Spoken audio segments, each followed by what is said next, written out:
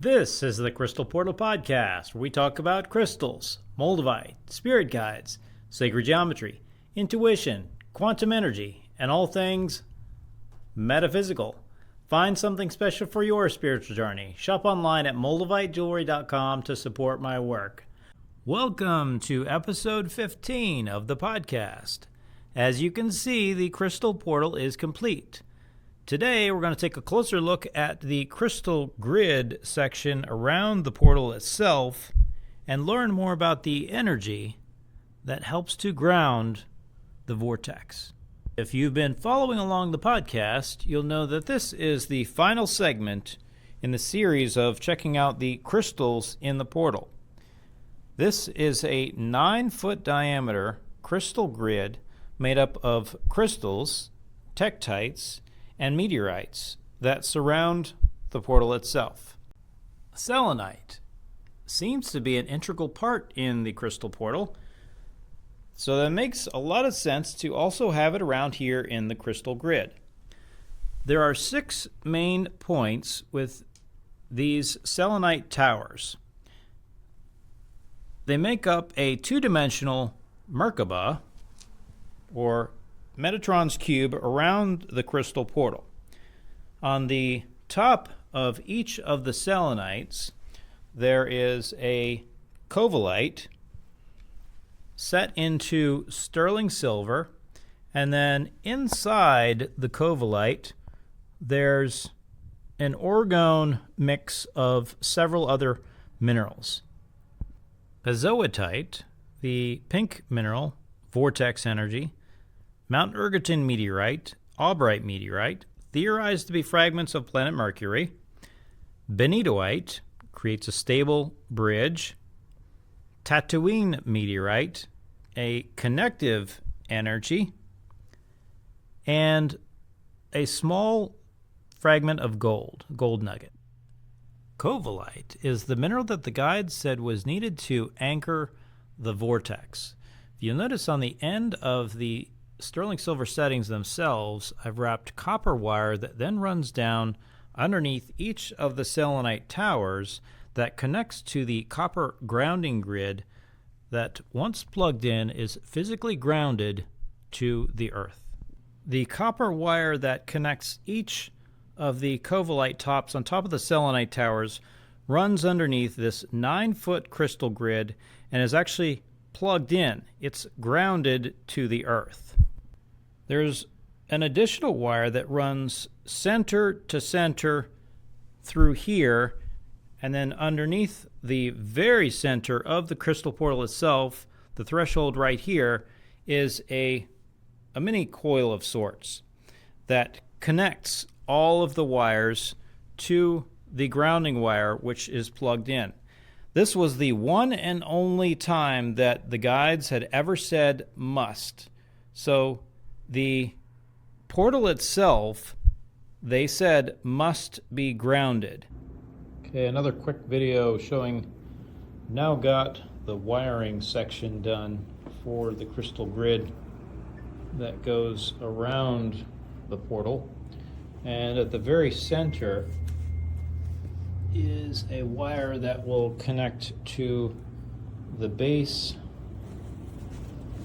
of the spine portion right here from underneath. So it is grounded. Side note, stick around to the end to see the crystal grid lit up. Underneath, running parallel with the copper wire that connects the crystal grid itself, are some fairy lights. So the crystal grid actually lights up along with the selenite towers. In previous episodes, you've heard me talk about fulgurite, and a little more fulgurite. The crystal portal is made up of primarily fulgurite, the fossilized lightning, and this other one is Presley bluestone, otherwise known as Stonehenge bluestone. Fulgurite is also here in each of these segments. Another and some more. Again, they're small, oscillating between each, got to fix the crystal grid, oscillating between each of the precious bluestones and the two main segments here and here. The other main mineral is Petalite. The stone of the angels runs all the way along through there. Two other angelic stones, one of which is Danburite, right here. This is pink Danburite from Mexico. And the cool thing about this is you can always tell Danburite because it has kind of a chiseled top edge, whereas typically a quartz crystal, or most other types of quartz, they don't have that chiseled edge to them. The other angelic stone is this blue one right here. This is Celestite, another stone that's associated with the angels. Around each of the selenite towers, we've got 2 of the Celestite, 3 Danburite there, and 1 on either side. The other stones around the selenite towers are Herkimer Diamond Quartz, Benitoite, and Matrix.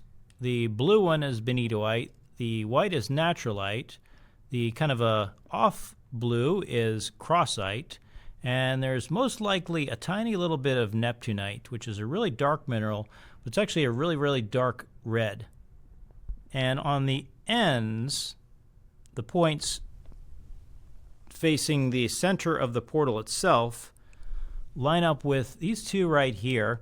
This is fluorite-included quartz from Madagascar, draws the energy of the stars, and Pezzottaite, that very, very tiny mineral right there, vortex energy. Pezzottaite is also in the little mini grids within the grid between each of the selenite towers and these segments right here. There are 6 of them. 3 on the outside of the circle here, there,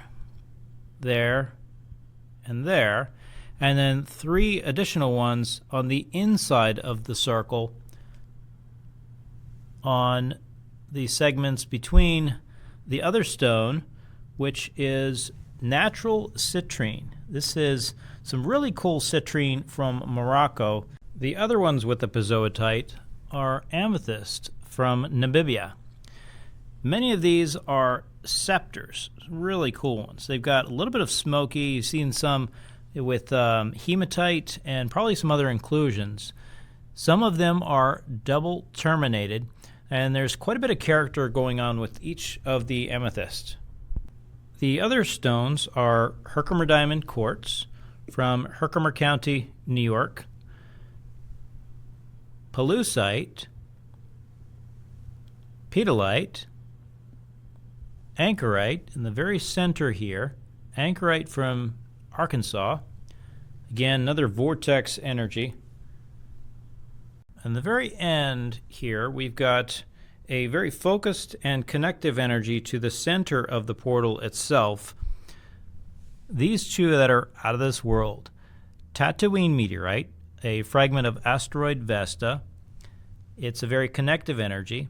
And this dark one right here is a Benitoite tektite from Texas in USA. It's one of 2 tektite strewn fields here in the USA, and it's got a multi-dimensional energy. This is an incredible tektite energy to work with if you can find one.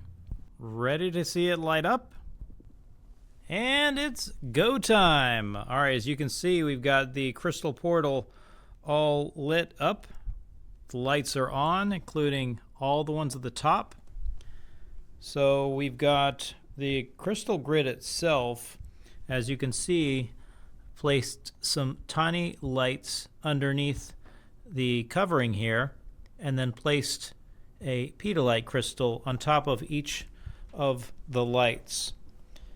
The towers themselves also light up, and well, I guess this is a little distracting. We got more lights everywhere. So, all right, I know this episode is about the grid itself, but man, the lights really help to kind of showcase the natural beauty of all of the crystals. let's take a look around the crystal portal. The lights here. So you've already seen the grid. Up top we've got each of these light up the moldavite. And up here got natural plants. I felt like, it's partly to do with the vibes and aesthetics, because you got the natural ferns on either side, and that's the more or less a good earth balance. And then there's some lights under here, the selenite towers, as well as the candle. It's meant to represent the element of fire.